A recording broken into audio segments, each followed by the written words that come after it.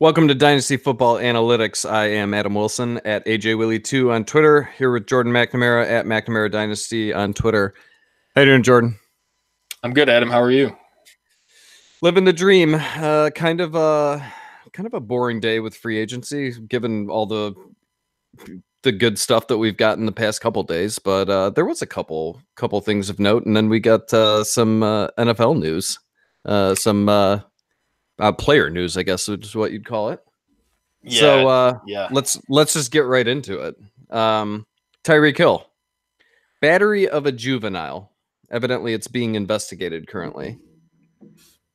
So you're a lawyer. This is obviously pretty terrible. Who would have thought that someone who hit their pregnant girlfriend would possibly get into some sort of altercation again? Yeah, I mean, I guess I would start by saying that Tyreek Hill is presumed innocent. So Sure. with everything that we say, we should really, keep that in mind. The allegations, of course, are terrible. Yeah. Although I don't necessarily know exactly what the allegations are, but the generalized thought of hurting a child is terrible. So we'll start with that. But again, he's presumed innocent at this point, and we don't necessarily know any of the facts other than that the police showed up at his house basically twice in a, I guess something less than a month time frame. There were a couple of reports out there that are, I don't know what the police department there calls them. I would refer to them as pedigree sheets. Essentially, it's the information about, who was involved, who the witnesses were, Okay. the date and the times of, the cops responding, those sorts of things, with very little other factual information. I did reach out to try and get more, I looked in depth a little bit more into trying to see if there was more pages that just hadn't been published. I didn't hear back from the reporter. So I was, looking to see if there was narrative pages, because a lot of times in a police report, what it'll be is Sure. a sheet or two or however much of pedigree information on people, address, date of birth, all that sort of stuff about a person, and then about persons involved. And then what you'll see is a narrative sheet where, this is what the police did, this is what they saw, this is, what action they took, those sorts of things. That is noticeably absent. So, Okay. So we don't have very many facts other than the police were called, the alleged type of incident. There's two different reports that have been made public. The first is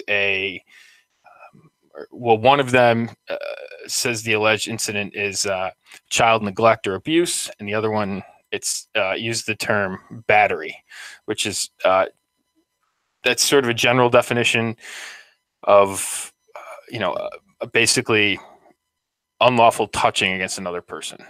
Sure. That's sort of a catch-all term for it, I guess, is the best way to describe it. So other states like New York refers to it as assault. Other states refer to it as battery. So there's a little definitional problem there, but it's basically an unwanted illegal touching. There has been no arrest. There has been no, he has not been charged. There's been no suspension or anything like that to date, and we're recording at 10:15 on Friday night. So that's kind of where we stand. I don't know. I guess I don't know where we're going to go from here. There's obviously going to be a further investigation. The police, it doesn't appear that they have closed their investigation. I have been involved with these types of incidents before. Okay. I would say that they tend to be very difficult to prove.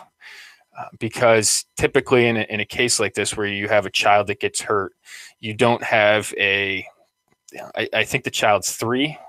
It's very tough to swear that person is a witness. They typically are unswearable, right? Yeah. So and they can't give testimony typically in a criminal proceeding. So that's very tough. A lot of times, unfortunately, alleged domestic violence incidents or sexual assault incidents or criminal incidents in general don't happen, at the 50-yard line during the national championship game, right? Yeah. There's unfortunately a lack of witnesses. That is a common thing. These cases in particular can be difficult because of the, the lack of witnesses. If it's just a child there, it's tough to rule out an accident, all of those sorts of things. That they're very complicated and fact specific on the case. Okay. So all of those sort of caveats and general things aside, he's presumed innocent, and we don't really know anything beyond that the cops were called and that there appears to be an injury to a child. We live in a society right now where, everyone's presuming everyone guilty before a finding of that. I would just caution people on that, not to say that the allegation isn't horrible. It is. It's horrific if it's true and proven. And he remains innocent as we sit here right now. So that's sort of where we're at in terms of the overall perspective of it. Someone asked me earlier today about the Kareem Hunt angle on this, and that the Chiefs cut him once the information became public.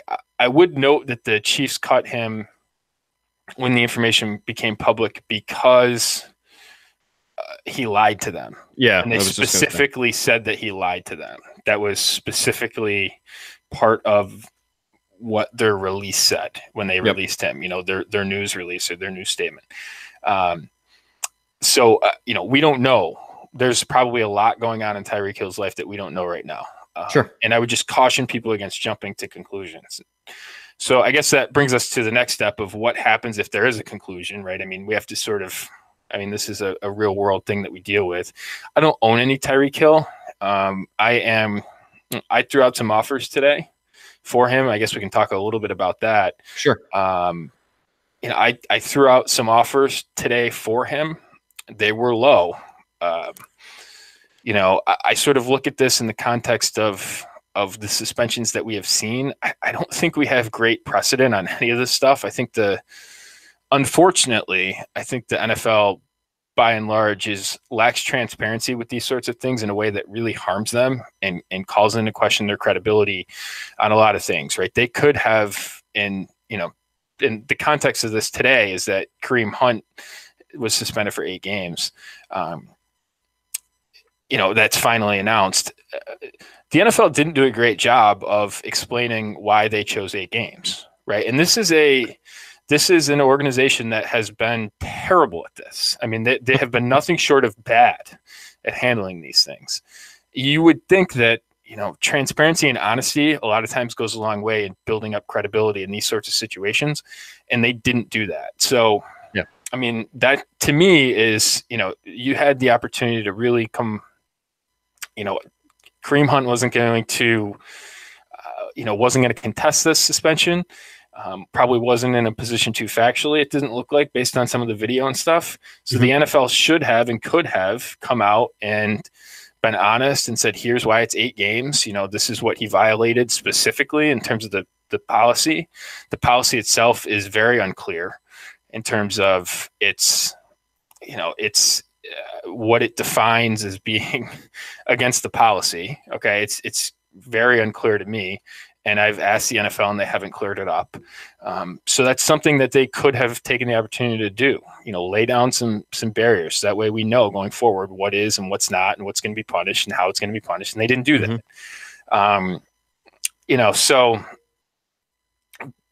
All of that being said, we're not in a great position, I don't think, to speculate on all of this stuff. And that's, it is a lot of speculation. Obviously it's going to go on, but I think that is an unfortunate way about the information that we're handed. Obviously, if he is found guilty of this, he's in a lot of trouble legally. He's in a lot of trouble with the NFL and with the Chiefs. Probably in that specific order of significance to him, right? The legal troubles first and foremost, and then, the NFL trouble, and then any trouble with the team. I was going to say the one thing that I have to say about this is technically he doesn't have to get in trouble with the law to be punished for this, right? Like we've seen people not charged. I mean, even Kareem Hunt, he wasn't actually charged with the crime, and the NFL suspended him. So, I mean, the NFL is going to do their own investigations. I'm sure the Chiefs are as well.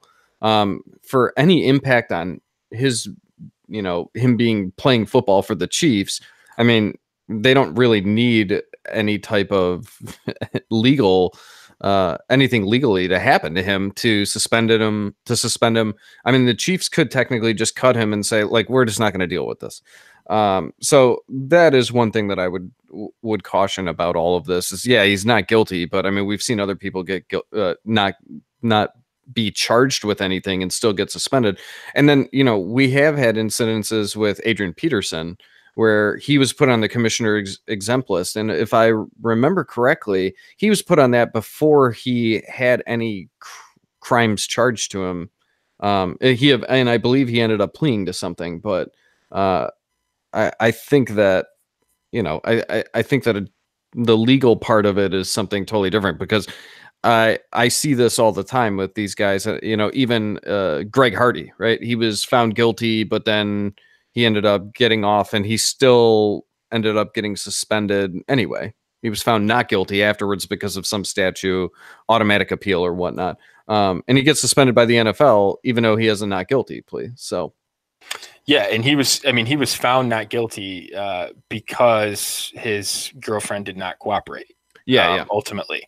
And that is an unfortunate aspect of this. It's not uncommon to see domestic violence and child abuse scenarios where the partner or the spouse or the parent, whatever the facts is, the other adult person in the relationship is uncooperative. I mean, that is a fact of, we saw this in the Reuben Foster deal, right? She alleged that she was, there was, I forget the specific allegations, but there was specific contact to her. I think maybe that he had dragged her out of the house or something to that effect, actual hands-on violence. Ultimately, she reneges on her story, right? She recants it, and he is not ultimately suspended or punished for that, but punished and suspended for possessing a firearm that was in some degree related to the case found, I think, in his house or something to that effect. Mm-hmm. So, which isn't, those, I guess that scenario, unfortunately, is a reality of those types of offenses. Yeah. So I guess with Hill, I mean, I think there's a clear buying window. I haven't seen any deals go down yet. I haven't in any of my leagues. I did send out some offers that were not accepted. I think it was like something like Tyler Lockett I sent out, and there was an ancillary running back involved. Sure. It got rejected. I was sort of looking, 4th, 5th round valuation in terms of my offer is, I guess, really what I was sending out. Startup evaluation, right? Startup evaluation. Yeah. Okay. And the reason I did that specifically is,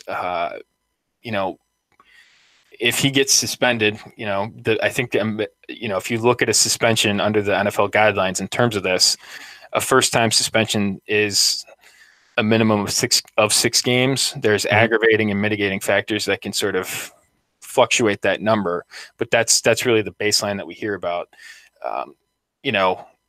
I sort of, if you assume basically that happens, and then, you sort of and assume that he comes back to the team, you're sort of getting 10 games out of him. 9 of them are probably fantasy weeks. And then, how do you value that? Right. I mean, it's a clear risk. I mean, we're in the Josh Gordon, Martavis Bryant realm of, this being one, this being basically strike 2. And then the last one, being basically banishment. We're in sort of that realm. I mean, that's a danger with Tyreek Hill. That is a clear danger with him.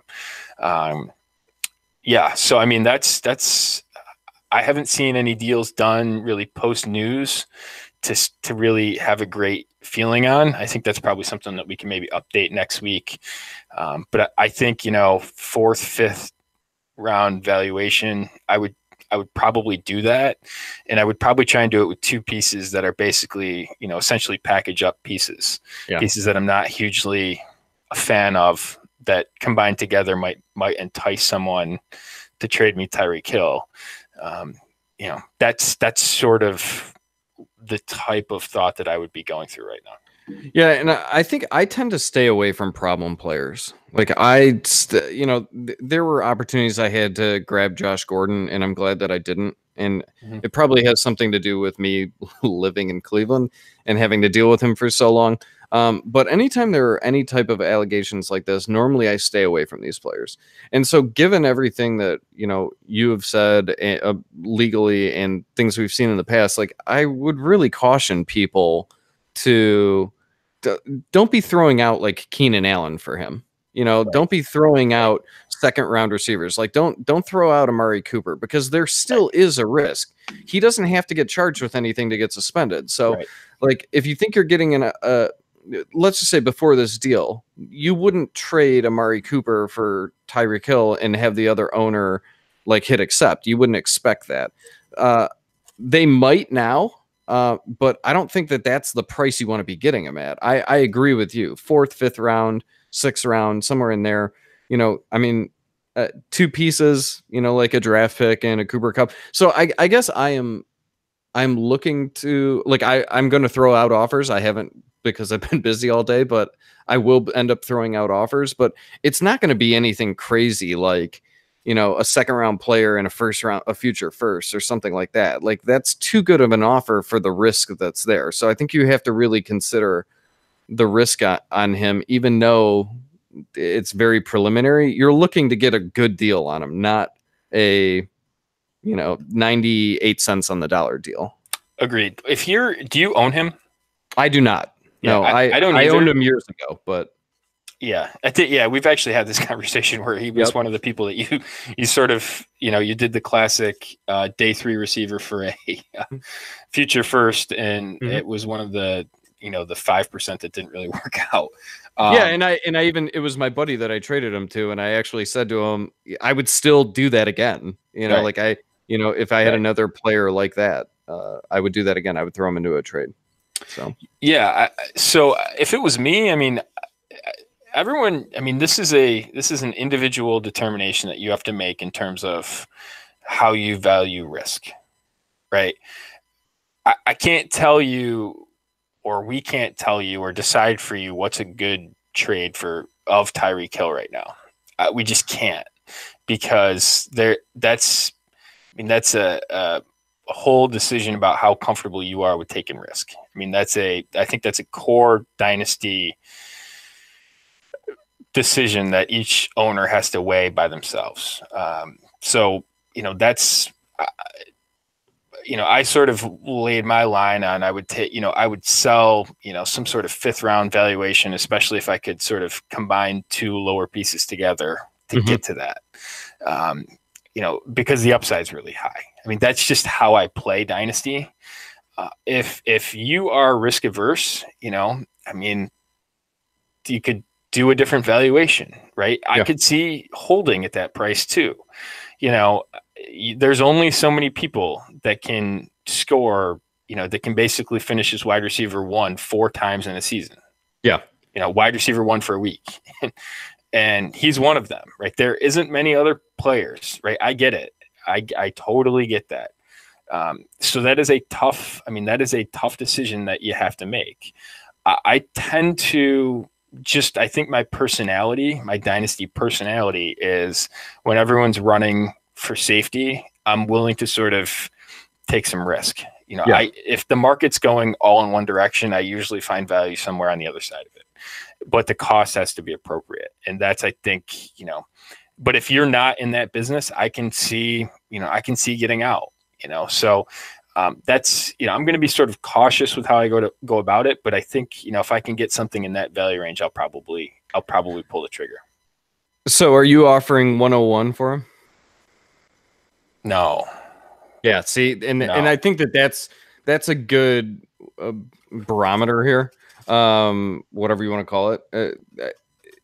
It's just that's just too much, even in a down draft. Given what else you can get, maybe you can get a third round type player And with you can't with miss, 101. right? You can't see that's I think a great point is you can't miss at Mhm. 101, right? Yeah, The players that you're taking at 101, you either take them or trade down, but don't take a ton of risk with that. You got I to agree. hit. That's something that you can't.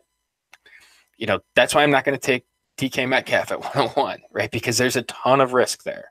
Yeah, yeah. And so I'm in the like I like to take risk, right? I think you need to take I wrote a book about taking risk. Or I Yeah. wrote a chapter in my book basically about taking, top 8% bets because you need to take risk, right? I Mhm. believe in that and I think you need to do that to win, but it's a question of cost. And you can't. I don't know. I would not be selling 101 because you need to be safe with that, right? For That sure. needs to be someone that hits or trade it for multiple assets, right? I mean, that's a ton of risk for Tyreek Hill. If he was arrested tomorrow, right, that basically blows up your your your 101, and yeah, I got a hard time doing that right now. So Yeah, I mean, if you're the Tyreek Hill owner and you end up flipping him for, uh, I don't know, Mike Evans or Amari Cooper or something like that, and then he goes and gets arrested, and something bad's going to happen to him, he's going to get suspended, put on the commissioner's list. Like, more power to you. You won that trade, you know. But if you end up selling him for pennies on a dollar, and then nothing happens with any of this, like, you're going to be kicking yourself. So I just think at this point, like, if I own him, I want the same valuation that he would have if he wasn't in this trouble, or something very close to it. But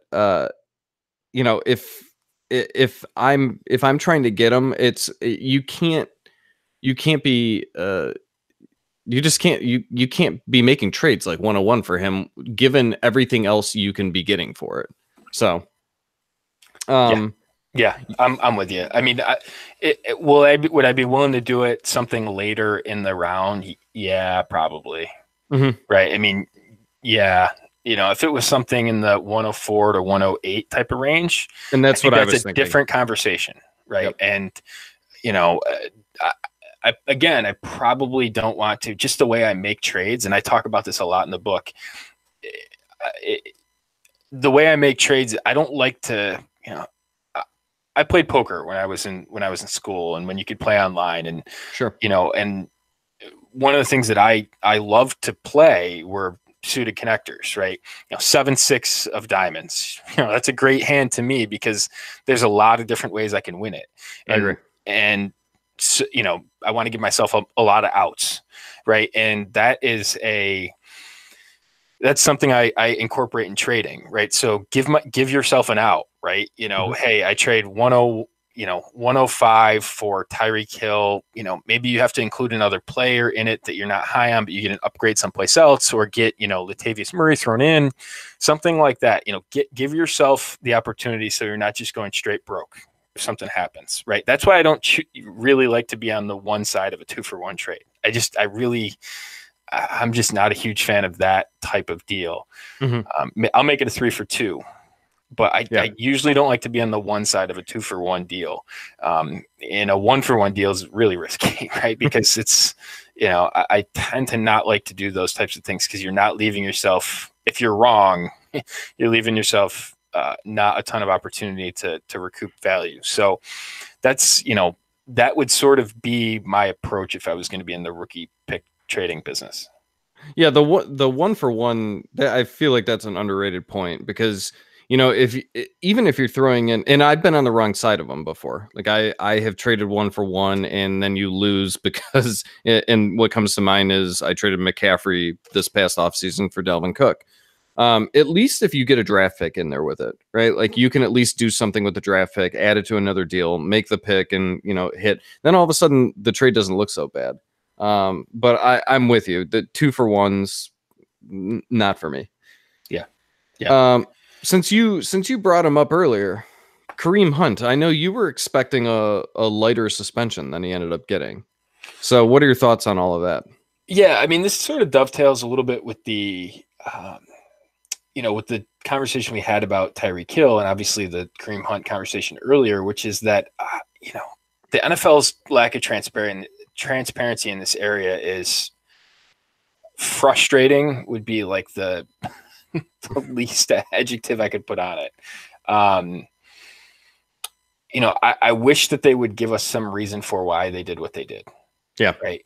And, and it doesn't need to be a 300-page report, but hey, here's what he violated. Here's how, because if you sort of assume it's a 6-game baseline, which again, the rule isn't the part of the collective bargaining agreement that they're punishing people under, that they punish Kareem Hunt under, isn't clear.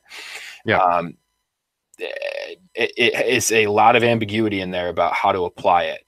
And if that's the rule you're going to get, I get having, some flexibility in terms of the way the rule is interpreted. That's fine. We live in a society where that, we have a court for that. Right. But give us some clue about why you did what you did. Right. There's 2 incidents, just, hey, listen, we found him under this. We think he's aggravated because he's done this. There was 2 incidents. He has taken responsibility. We view that as some mitigation. It's 8 games. Fine. That's great. But just the 8 games and he's accepted it isn't, I mean, that doesn't even really fly under what their policy is. So I thought it was going to be lesser because I thought they would apply the policy the way they did, the way it seems to be written, but they don't appear to have done that. So, listen, I think it's a good move for Cleveland. Again, they're willing to tolerate some risk. I can see why. I mean, that offense could be absolutely loaded this year. Yeah.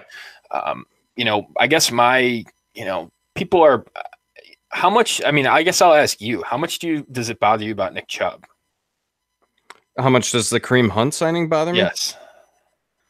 I mean, I think it affects him negatively slightly if a bunch of things happen, but I mean, you're getting him for the first 8 games of the year with nobody behind him, right? Like, so I don't think that there are scenarios where he could it could cut into his work, but I don't see scenarios where Kareem Hunt's coming and taking his job. I just don't think that that's one of the possibilities that is most likely. Right? Like, most likely what happens is he plays the first 8 games, Kareem Hunt gets suspended, and then he's suspended. When he comes back, he's kind of eased into the role. But this move, as far as I know, was if he works out, good. If not, we're going to get a comp pick for him when he leaves in free agency. I mean, that's the thing that I don't think people realize is if he comes back, does anything, they're going to get a 3rd-round comp pick for it. So that was definitely part of signing him. I don't think that he is going to eat into Nick Chubb's workload enough that I should be worried as a Nick Chubb owner. And then on the other side of that is that I don't necessarily think Kareem Hunt's going to be here the following year. So Kareem Hunt's value is, what it is right now, but his value is going to rise when he leaves Cleveland, in my opinion. So, yeah, I think I'm with you. What would you pay for, where would you be valuation wise on Hunt? So that was going to be my question to you. It's definitely, but it's I beat you to it. For me, yeah, for me, it's definitely lower than what it is of Tyreek Hill. I was looking up trades for him, for Kareem Hunt, and there really hasn't been anything that has stood out to me.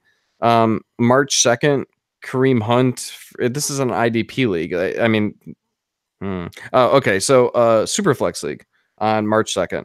Kareem Hunt for Mariota and a 2022nd. So I actually think that that's kind of a reasonable trade. I guess for me, I would be paying like a late first, 2019 first, something like that. And I'm wondering if you could actually get him less than that at this point because of the suspension today. Like now would be the time that I think you should be buying him. I wonder if you could just get him for some sort of second round pick or an early second round pick. I kind of think that that's not going to be the case. But I mean, could you trade like a running back in round 8? Like, could you trade Jordan Howard for him right now? Could you trade Mark Ingram for him right now? I mean, that would be kind of interesting. Someone might do that. Yeah, I don't know if I'd want to. Yeah, I don't know if I'd trade Ingram for him. But yeah, I can see. I mean, I could see trading Jordan Howard for him. Yeah, I mean, and here's the thing too. If he serves an 8-game suspension, we talk about being, essentially heavy on backup running backs. Yep. I mean, that's ultimately what he is. I think it's interesting that he is in March ADP. He is 62 point. He's basically picked 63 at DLF. Yep. That seems high to me. Oh, I think that's crazy, especially given what we talk about and hitting on picks in the top 6 rounds. Like, I don't know how you can make that pick there. I think that that's ultimately going to drop, though. Like, I don't think that he's going to be next month when they put it out after the suspension. I see him in the 80s, maybe. Really? Yeah, I think people would view this as a market neutral suspension because I think this is I think that's baked into the cost. It's interesting. Yeah, maybe we should do an over/under bet. I bet it doesn't go down more than. I bet he's in the top 75 still. Didn't we just do a bet last show? We should probably keep track of these. Keep track of that. Yeah. Maybe one of our listeners can keep track of it for us. Not our strong suit. Keeping track of things. But yeah, I mean, you look like Penny's going behind him. I mean, Mark Ingram's going 30 picks behind him. I mean, are you trading Penny for him straight up? No. I don't think I. Penny. Give me Penny. I don't think I am either. Right. It's. Yeah, I think given the Jordan Howard point, to make that trade, you're basically going to have to find someone who just is the casual player. Like, I don't think any diehard Dynasty player is going to be like, oh yeah, I'll give up Kareem Hunt for Jordan Howard. Right, and Jordan Howard's market perception is hurting right now. Well, but I mean, you can find those owners who still see, the 1,000-yard rushing seasons out of them. So yeah, a historically good round 5 NFL draft pick too, by the way. Yeah. So everything you can say about Jordan Howard, he is actually a really good hit for a round 5 pick. So that's probably a good baseline to think about those picks too. But I will say the interesting one is Ingram, because you are going to give up. That's one of those where you're giving up production in hopes that Kareem Hunt goes back to being Kareem Hunt a year from now. Yeah, and he actually, it looks like he's an earned rights free agent in 2020. Okay. So they could conceivably control him for 2 years. Yeah, that's right. That was part of the deal, is that he becomes restricted after the 1 year. So they have his rights, which is also, I believe, why they can get a comp pick for him. Which might be 2 years away. It might be after the restricted season. Yeah, but still. It would probably end up being if he walks in free agency in 2021, with the comp pick formula would kick into 2022. So yeah. I mean, I don't know. It seems to me like it doesn't concern me to put a finer point on it. It doesn't concern me from a Chubb perspective. I mean, he's going in the top, 2 rounds. He's basically, he's picked 15 overall, running back 8. I think that's perfectly fair in terms of where he's at. Basically right behind Mixon, ahead of Dalvin Cook, David Johnson, James Conner, Lev Bell, Carry-On. I mean, that seems perfectly appropriate to me. I think he's fairly priced by the market. Funny how a running back with a bad situation in a rookie, for rookie drafts last year turned into a top 15 startup pick. Yeah, it's weird how that happens, huh? It's amazing. Same thing with Carry-On Johnson.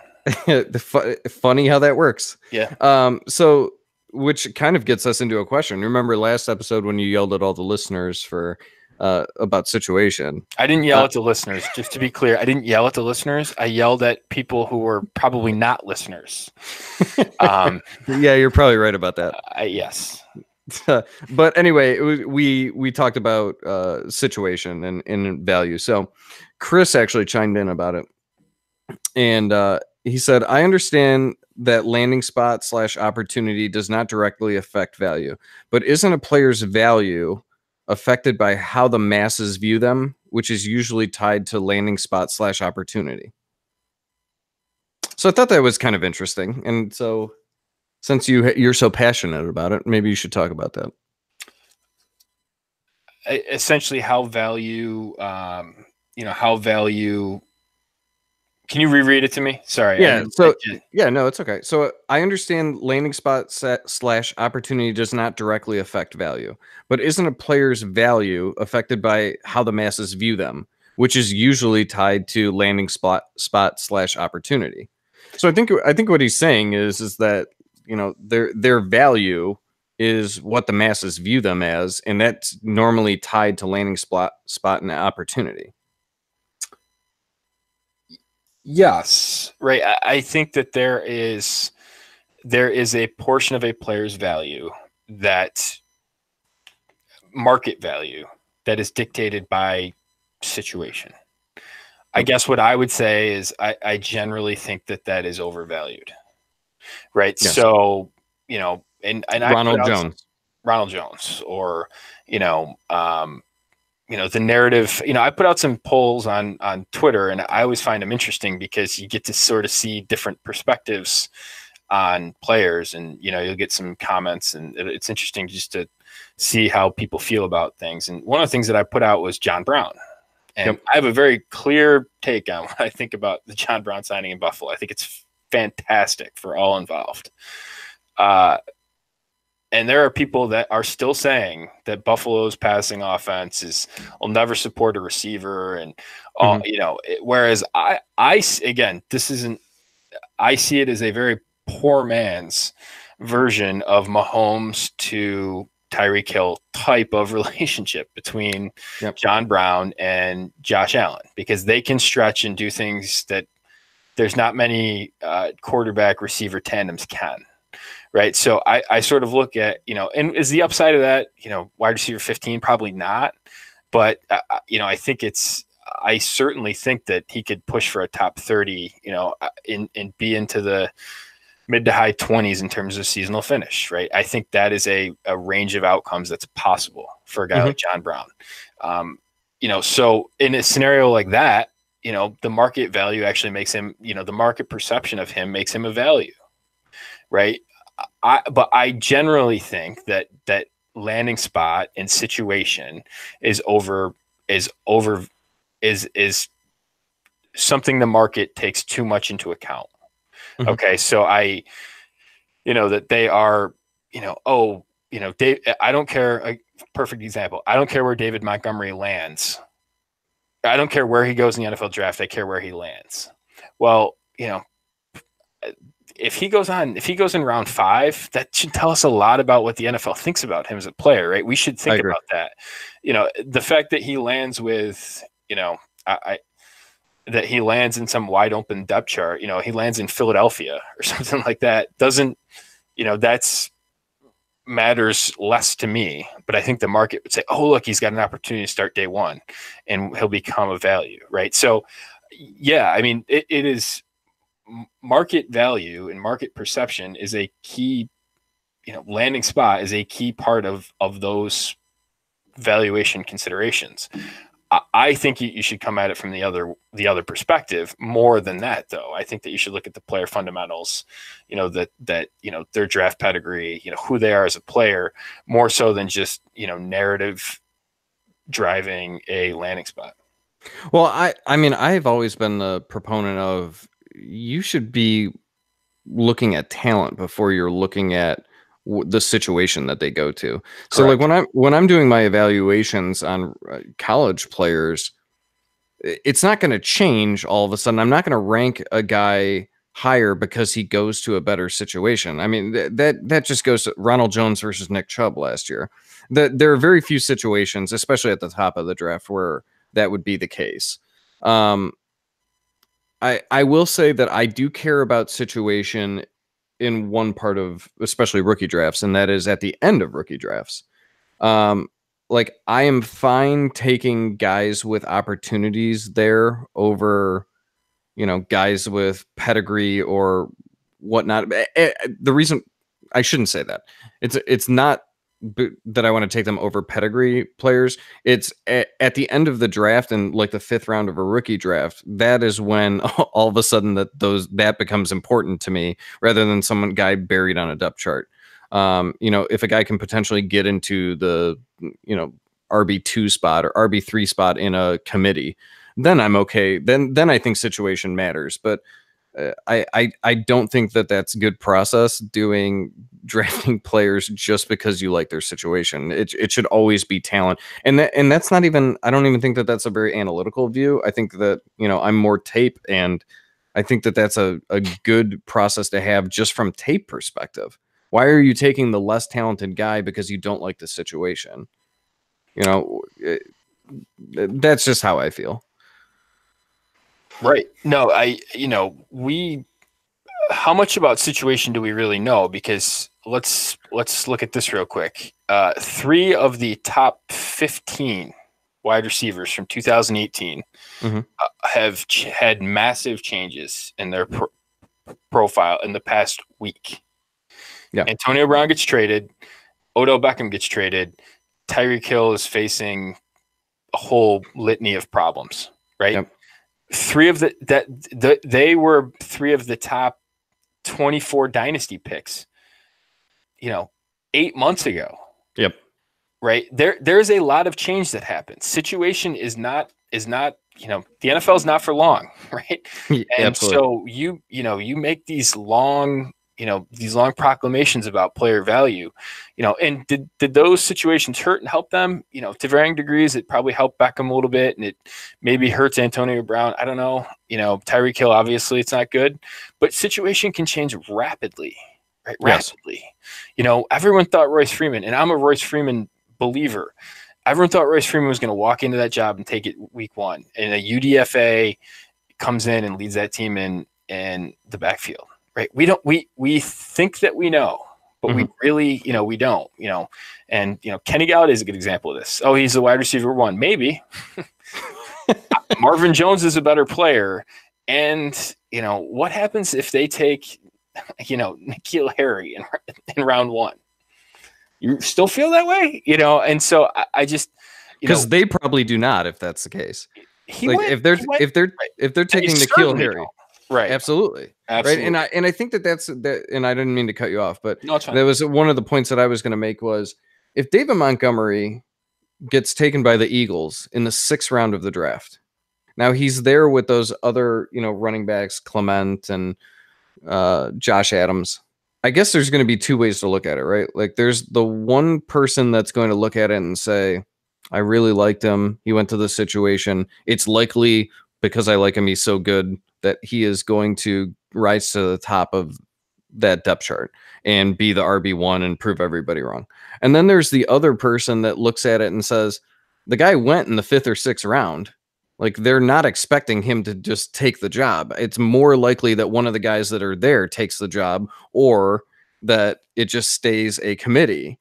So I think the first person is what you're trying to stay away from, right? Like you're not trying to make those assumptions, and it's the likelihood of that happening is low, and I think you need to keep that in mind, especially given like a draft pedigree.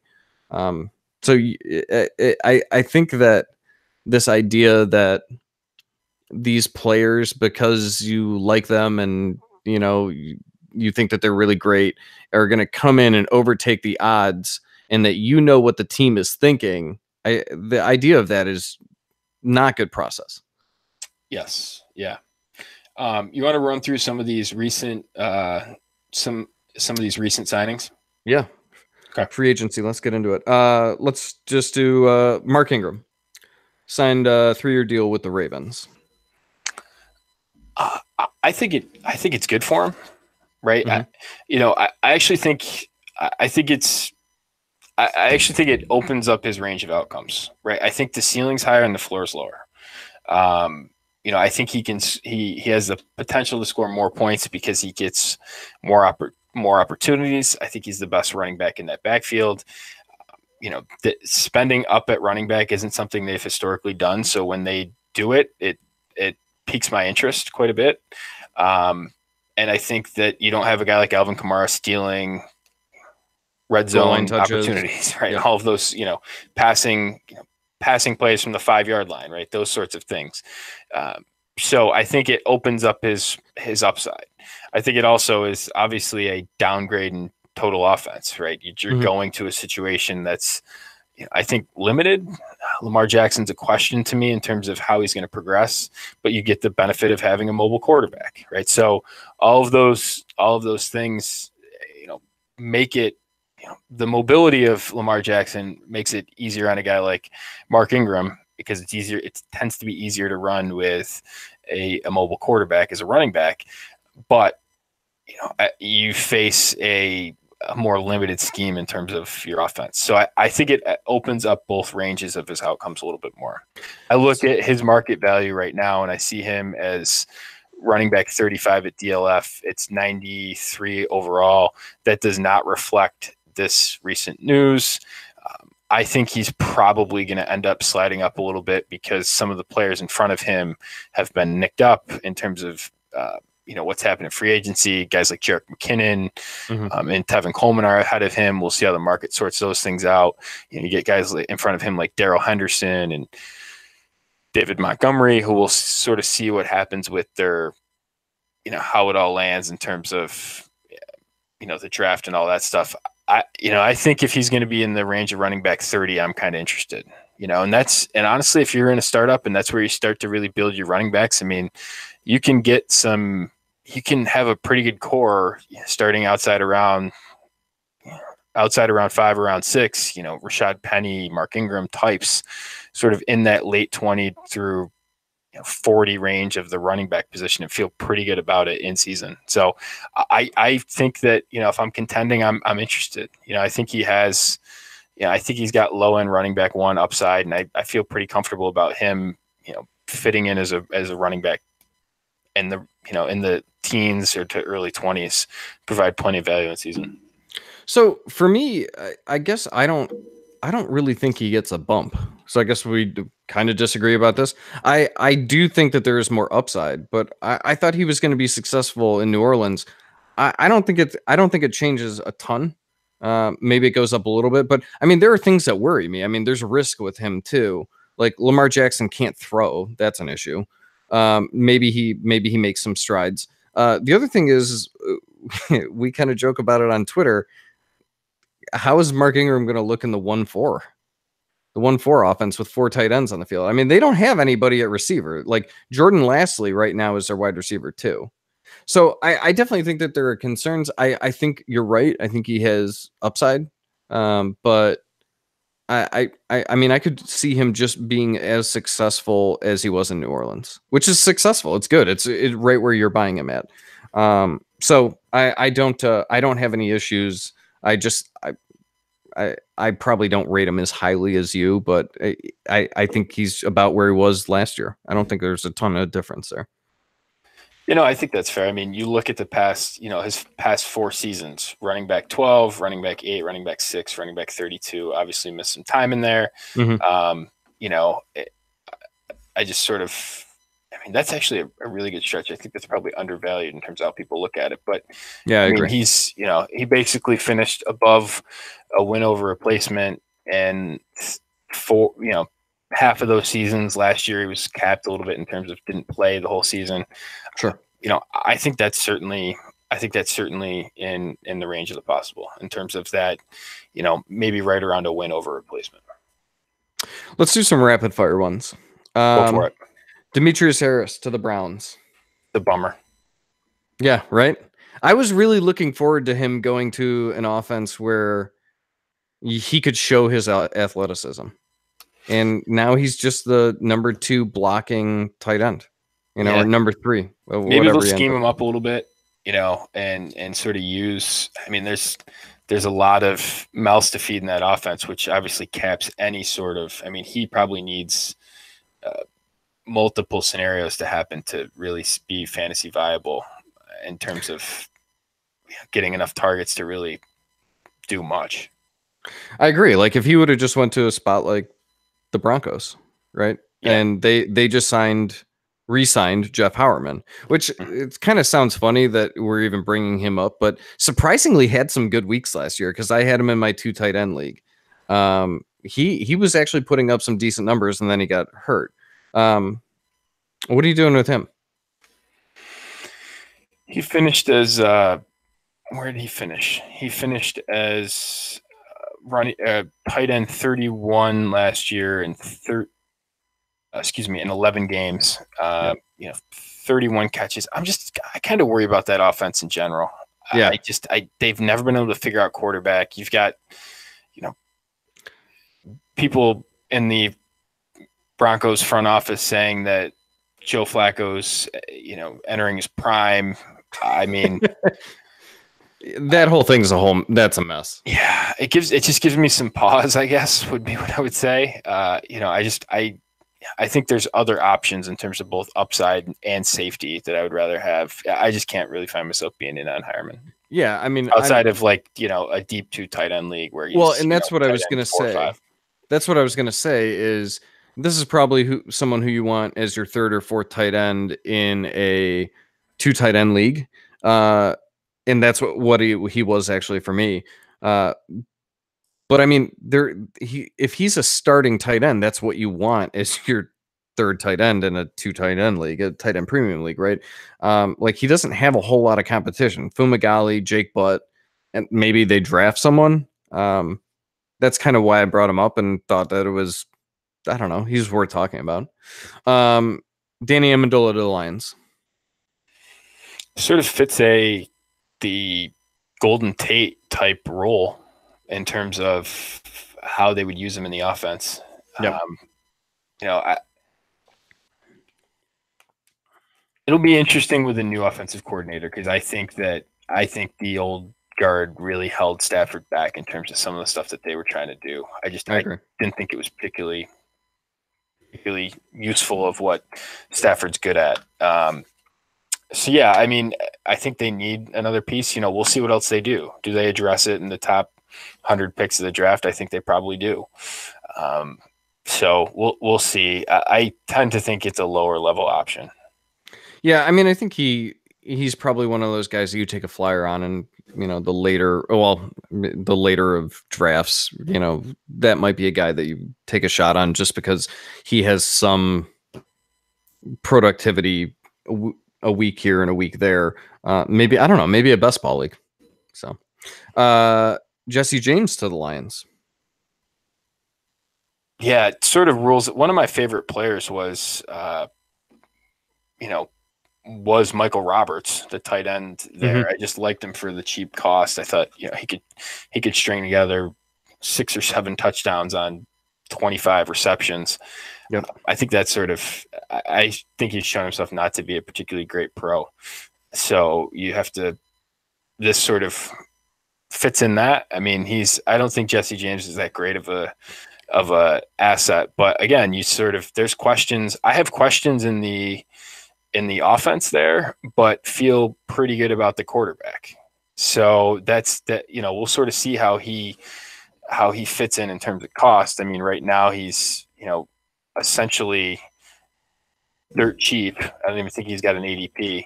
So that's, that sort of deeper down. He's shown he can play. I mean, I don't think it's huge upside, but again, 2 tight end type of league. I think it's, he is a name that I like over some of these guys who haven't really proven that they can play. Yeah, I agree.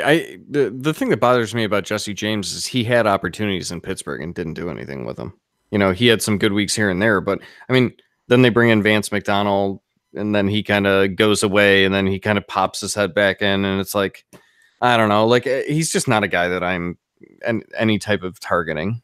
I can't even see myself getting him in a startup draft in like a two tight end league. So Yeah, I mean, in fairness to him, though, he's finished as tight end 28, 22, and 23 in the past 3 seasons. So he yeah, does, that I think that might speak more towards the lack of depth at the tight end position. But again, like you said, for starting sure. tight end in the NFL has some value in those sorts of leagues. I mean, in the start one, I'm not really interested because I question the upside, and I want to shoot for both stability and upside at the tight end position. He doesn't really represent either of those for me. But in a start two, I think that changes the calculus because you're looking for targets, and I think he's probably the starter there. Yeah, I'm with you. Teddy Bridgewater re-signed with the Saints. I mean, he's really hard to own in any league, right? Like he's been a backup last year. He's been hurt before that. I mean, he's hard to even keep on a roster at this point, unless it's two quarterback, something like that. Yeah, I think that's fair. I wouldn't be owning him in start one. I don't think. Um, A handcuff to Drew Brees. yeah, I guess a handcuff to Drew Brees. Yeah, I mean that's essentially what you're doing, right? Yeah, it's It's probably a waste of a roster spot at that point, though. how So. bad does it really feel about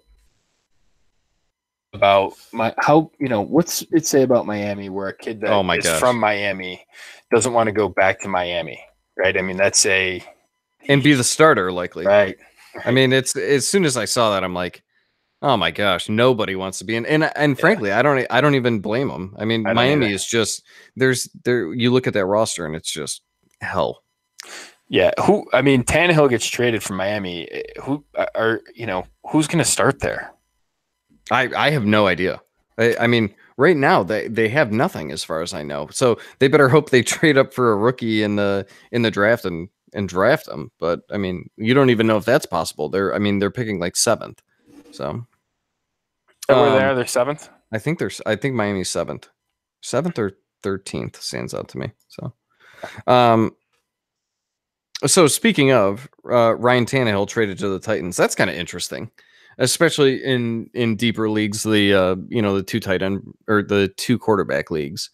Um, his value They took picked a hit. 13th, by the way. Sorry, Oh, they they picked picked 13th. 13th. They do. Yeah, Yeah. I mean, who the hell are they getting at 13 to be their starting quarterback? Unless they're going to bring in good old Blake Bortles or something like that. So Yeah. Maybe they punt it this year and try and line themselves up for a good 2020 class. or like Tua or something like that. Yeah. Yeah, no, Tank for Tua. Tank for Tua. Yeah, yeah. So anyway, Tannehill to the Titans. I actually think it's a smart move for them, right? They have questions and concerns at at quarterback with, Mariota's never been able to keep it together in terms of his health, I and agree. it's always been something. I like that sort of investment, right? You're getting essentially you're paying very little for a team for a quarterback that was a first round draft pick, right? That is that's a good investment in terms of the profile. I think I don't think he's a threat to Mariota as a starter, but I think Tennessee thinks that they can get into the playoffs and that they're capable of contending.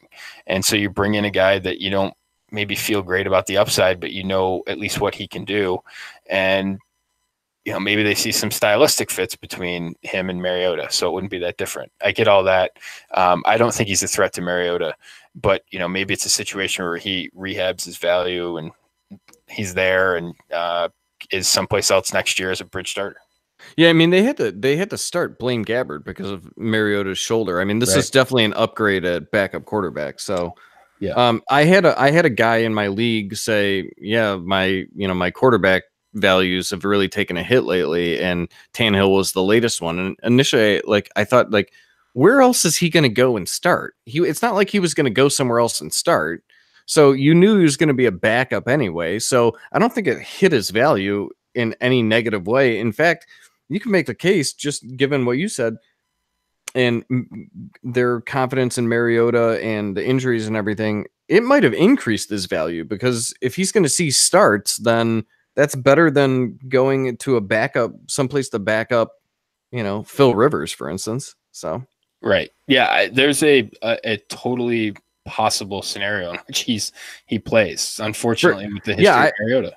I actually think it's more likely than a guy like Blake Bortles or Tyrod Taylor. Well, wait, did Tyrod go to?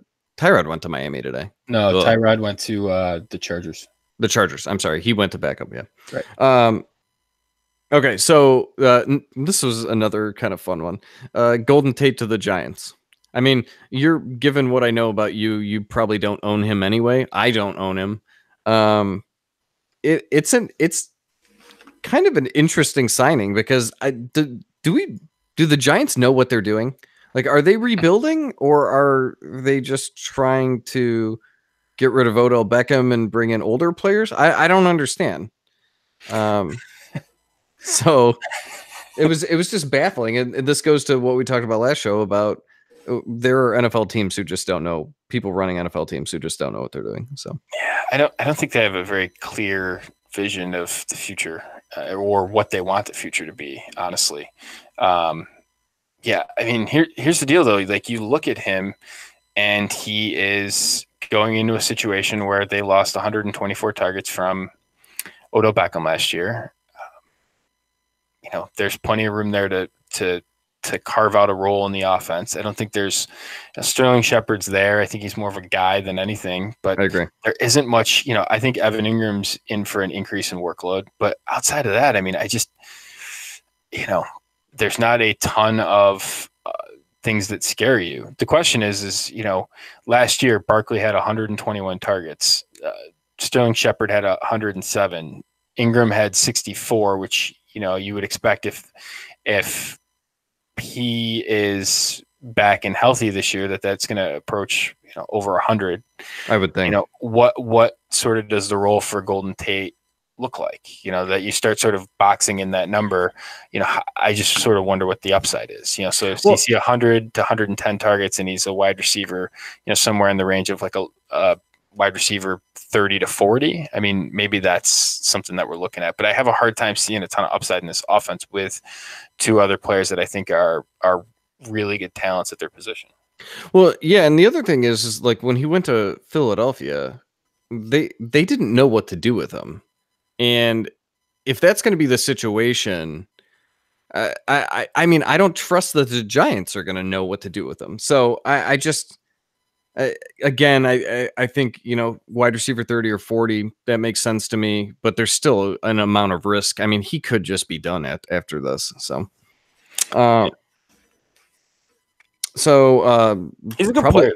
Yeah, I like him. Yeah, I really like him. I would have liked him in New England. I would have thought that he would have looked good there because I know that they know what to do with him. So, right. So probably the biggest signing, Lev Bell to the Jets.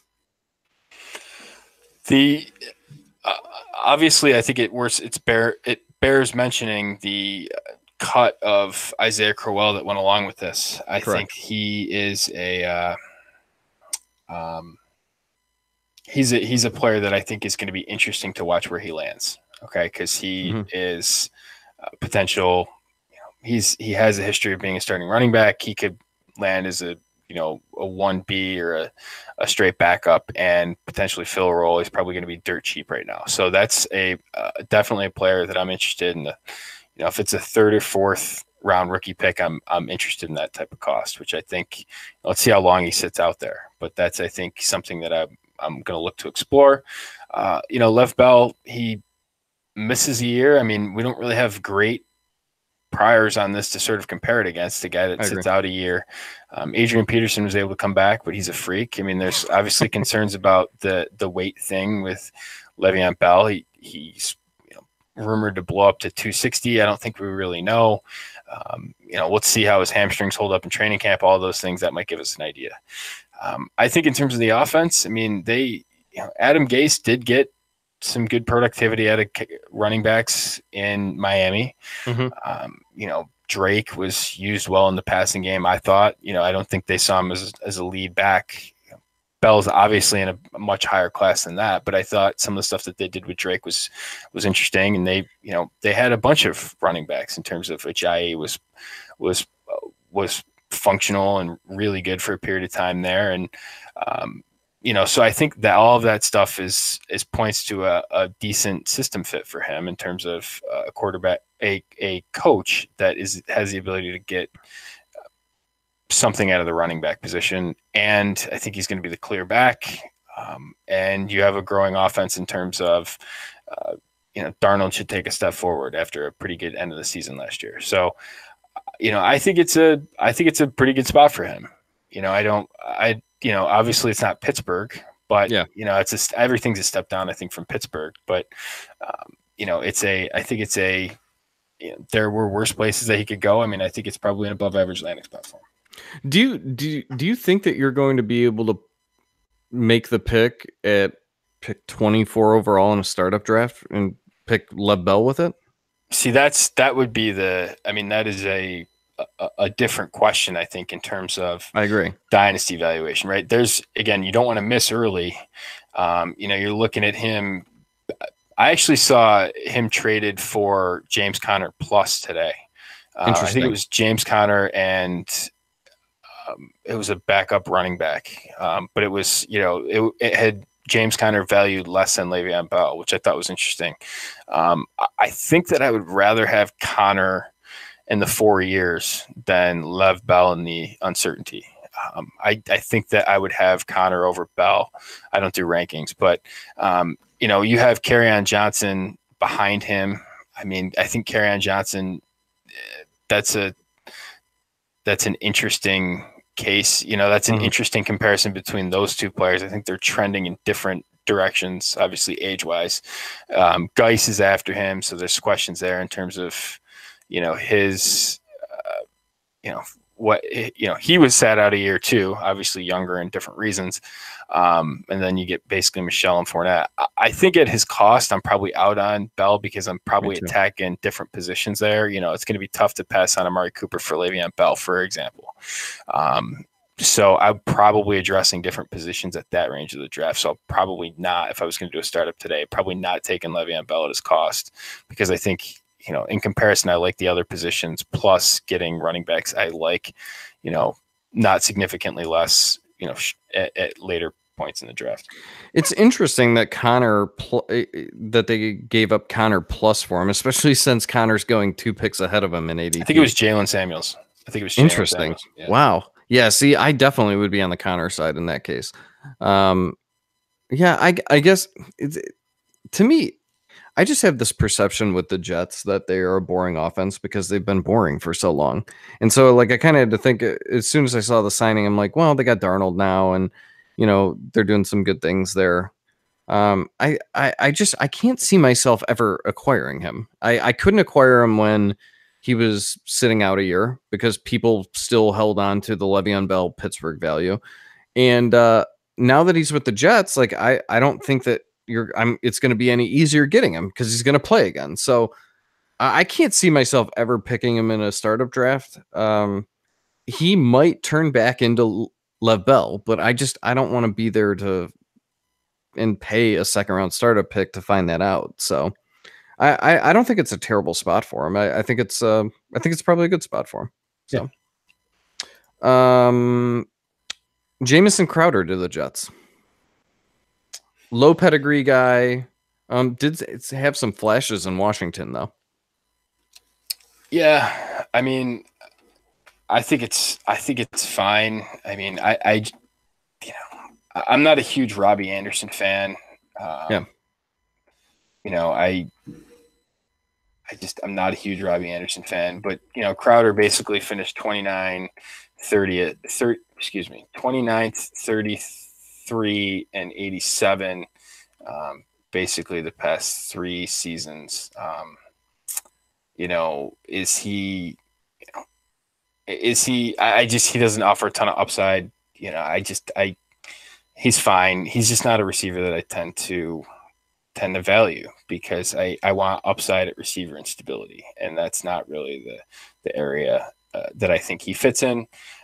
But yeah, I mean, I think I look at these ancillary receivers more in a how do they help the quarterback, right? Yeah. So I look at a guy like Cole Beasley the same way, right? Cole Beasley, what do I feel about him in Buffalo? I don't really care a ton in terms of how his value is going to be, but I think it helps Josh Allen. So that's really how I look at these sort of ancillary wide receivers.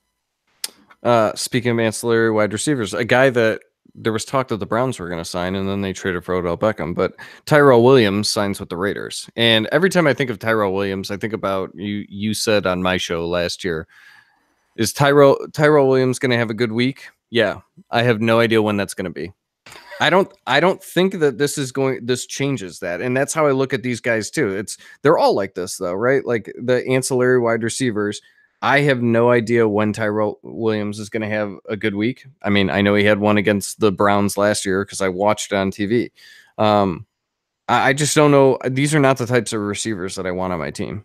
Like I don't want to spend a whatever 12th round pick on him, and I have no idea when he's going to hit big. So, yeah. Yeah, I think all of that. Yeah, I don't know when you're going to, when we question the upside. I have concerns about Carr. Antonio Brown's obviously going to take a huge portion of the offense. Yep. What does he add? He's a 12.5 yards, 12.5 attempted air yards guy, which is, it's fine, but it's not, it's basically middle of the road in terms of that. Yeah, I mean, I just question the upside. I'm not really into these types of wide receivers because I don't really, what's the, what type of difference making valuation do you have? Plus, am I going to know when to start you? And that tends to be why I avoid these types of players. So this is going to be one that I think we're probably going to agree on. Deshaun Jackson gets traded to the Eagles. Again, similar thing. I think it helps Wentz, right? But, yep. And I've liked him as a player. I kind of was hoping that the Bills would be in on him because I thought he would fit.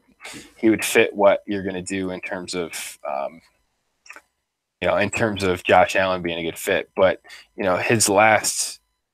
he's been viable for a while, but I mean, his last 4 seasons, wide receiver 60, wide receiver 36, 46, and 43. So, I mean, that's sort of what you're buying at this point in his career. I mean, I think it helps Wentz probably more than it helps than it's a Deshaun Jackson big role type thing. I mean, I actually don't have any issue drafting him where he's going. He's going 209 overall. That was before this trade, I'm assuming. But a high pedigree guy like that, I mean, I would be willing to take a shot on him. Maybe he just went to Tampa and he was just not used properly. He's the exact type of player that if you're going to take receiver late, that's the type of bet you should take. Exactly. A guy that has a history of production, that has some. Just like we talked about Funchess last show. Yeah. Funchess, you want those indicators. Yeah. And you just look at the people going around him in terms of, Taywan Taylor, Geronimo Allison, Keyshawn Johnson, Mohamed Sanu, who's maybe probably himself undervalued. You sort of look at those things, Keelan Cole, and that you should only have, a couple of targets in that range. And he seems to fit the historical type that you would want. Yeah. I mean, I think that there is in the realm of possibilities where he gets 10 touchdowns this year. That is an I see that more likely than Taywan Taylor getting 10 touchdowns. Yes. I think they're both pretty low, but yes. I agree. So Dante Moncrief to the Steelers. We also touched last episode on, or maybe it was episode 1, about the value of James Washington there in Pittsburgh. So I was not expecting this. This was I thought that they were for sure just going to draft a receiver in the 4th round and then pick up an aging wide receiver. It wouldn't have surprised me if it was a Randall Cobb signing there or something like that. I did not expect them to spend on Dante Moncrief. I do not like Dante Moncrief. So I'm curious to get your thoughts on this. Yeah, he's been a constant, disappointment in terms of where he came from with the athletic profile coming into the NFL. Mm-hmm. So, yeah, I guess that's one point point, he does, one thing that I would note is he does produce in terms of yards after catch. He does produce fairly well in terms of, producing above what you would expect in terms of, his targets. Next Gen Stats has a metric basically with expected yards after the catch per reception and what they actually produced. He's in the top 12 in the NFL in that. So in the tight end and wide receiver range. So that is something that's good. Is he going to get some space to play in? Probably, with some of the weapons in that offense. I sort of look at this as how much of a threat is he going to be to James Washington, and I think that this doesn't threaten James Washington's role, so wide receiver 2 in that offense. I'm with you. I am interested to see what the Steelers paid for him, because I have a feeling it's probably a good chunk of money, and that has not been revealed yet. But his finishes so far in his career: 79, 33, 75, 78, 53. Yeah. Well, his value was dictated on what the stuff that he showed his rookie year with the Colts, and he held value because of that for several seasons, and it finally came to an end last year. I'm not a fan of Dante Moncrief, but I am interested to see in what the Steelers paid him and what they actually think of him, because it just was completely off my radar. Tevin Coleman signed in San Francisco. As soon as it popped up on my phone that Tevin Coleman signed, I couldn't see who it was to, and for whatever reason, it just popped in my head the 49ers. And because he was touted as the next Jerick McKinnon, and now he actually was the next Jerick McKinnon in terms of the guy who's going to sign somewhere and their ADP is going to go through the roof. That part remains to be seen. I don't think that's actually going to happen with him because his value was already inflated from them expecting that out of him. How ironic that he ends up going to San Francisco. Goes back with Shanahan. Yep. Yeah, I mean, again, how about how good the situation was for Jerick McKinnon 12 months ago? Right? Yep. Do they have an out in terms of moving on from him? I mean, he's got a bunch of dead money, but if you sort of look, I mean, they could save some stuff cutting him, being a post June 1 cut.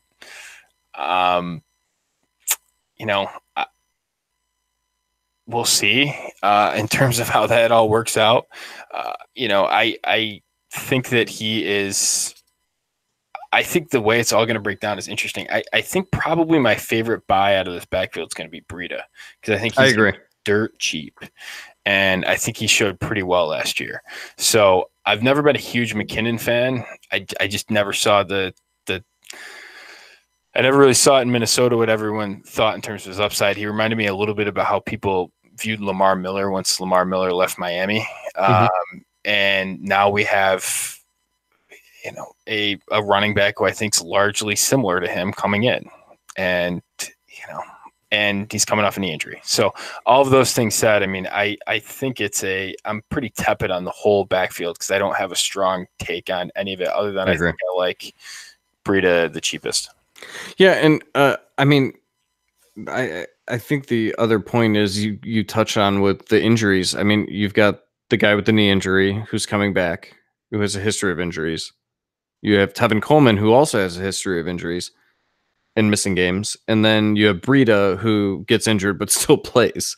I think it's just going to be cost analysis. Player 1 costs this, player 2 costs this, and then the player 3 costs this, and it's the lowest. That's the guy that I want. I actually give me the guy who's actually done it in San Francisco and has shown some good things, who can sit behind the 2 guys that have an injury history. I mean, Breida is going to be viable because I think that this is just going to be a total, I don't think there's going to be a starter and then a backup and then a third string running back. I don't see that happening. I think they're going to use these guys all over.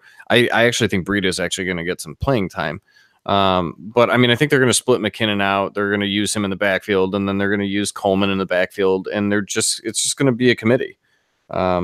But if one of those guys goes down, Breida's value jumps up significantly. So Yeah, and I of the three, I like in a vacuum, I like Breida the most. So if he's going to be the cheapest by rounds, I'm going to be really in on that.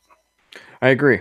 So last one, Corey Davis's value is now dead in Tennessee because they signed Adam Humphries. I actually saw people talking about this, by the way, that it was going to severely cut into Corey Davis's value, and I'm just like, what are we talking about here, people? Okay. Yeah, I mean, and that's kind of why I wanted to bring him up. I do think it's funny that the Patriots really wanted Adam Humphries. It comes out, then he signed with Tennessee instead, even though they gave him the better deal. But like you said, maybe this just helps Mariota, like a guy underneath who is kind of a jitterbug that can catch some passes. So, but to be clear, it does not affect Corey Davis's long-term value. No, I don't think it has any effect. I mean, yeah, but I do. You look at a guy like Taywan Taylor, not necessarily a great profile coming out, and again, people talk situational landing spot with him. You know, again, draft pedigree, wide receiver matters, and so you bring in Humphries, it essentially erases Taywan Taylor, I think, in terms of having fantasy viability. And could Taylor or could Humphries, be a role player in this offense? I think so. Yeah. But it probably locks him into a better, more consistent role than you would expect with the weapons in Tampa Bay. I think last year's finish there was probably an aberration, but I think I think he's probably has the ability to carve out a more stable foothold in the offense in Tennessee. I don't think this is a threat to Corey Davis at all. Yeah, and again, it's just another receiver that I'm not really going to own anyway. I'd like you say, I'd rather be lean at receiver and top heavy and not carry more than 4, 5, 6 on my roster. So while I think that Humphries is going to have some productive weeks, and out of guys like this, I would rather have these PPR guys like Humphries that can get open and catch passes, and or maybe safer in getting you 8 points in a game. But I can't see myself ever making a move to acquire Adam Humphries. So fair. Anyhow, Jordan, good episode 3. I think that's going to do it for us. So this is we are now, by the way, we're now on a bunch of podcast apps. So we got approved for iTunes, so you can subscribe on iTunes, and you should write a review and rate us. We're on Stitcher now. We're on a whole bunch of them. So people will probably start listening, I would think. So yeah, for me, I'm Adam Wilson, at AJWilly2 on Twitter. You can catch me on the Top Dog Dynasty podcast. Jordan? Did you write a book or anything? Find me at McNamara Dynasty on Twitter, and you can find the book, The Analytics of Dynasty, at analyticsofdynasty.com/shop. And I have some written content going up, and keep your eyes peeled. There's going to be more to come. Great.